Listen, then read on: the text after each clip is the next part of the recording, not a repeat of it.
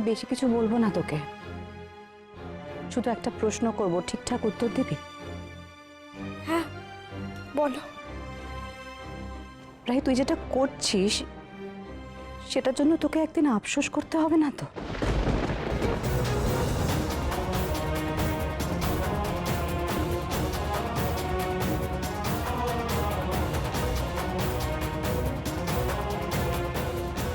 কেন মেনে নিলি এটা? বড় বৌমার মুখের দিকে তাকিয়ে।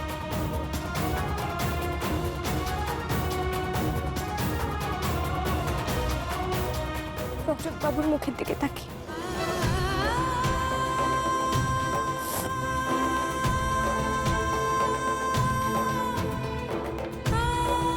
আমি যদি দূরে চলে না যাই তাহলে রজত বাবুর জীবনে কোনোদিন খুশি আসবে না।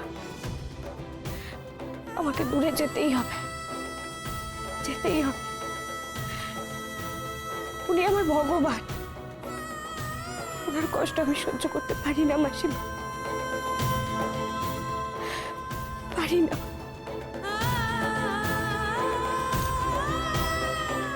এতটা ভাবিস তুই আমার রজতের জন্য? ওর জীবনে আগে এলি না কেন মা?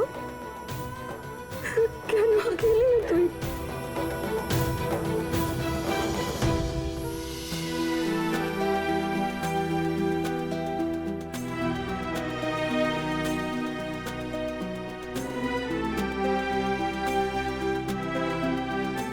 এই দিদি ভাই, এটা বেশ ভালো না?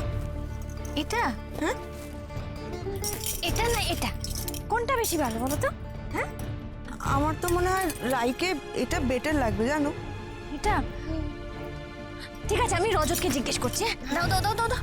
এই রজত, এই শোনো, বলছি রাইকে কোন শাড়িটা মানাবে গো, একটু দেখে বলো না। হ্যাঁ, এটা? হ্যাঁ এটা নাকি এটা? এই দেখো, কোনটা গো? হ্যাঁ কোনটা মানাবে বলো না, কোনটা? এইটা। ও এইটা না, এইটা।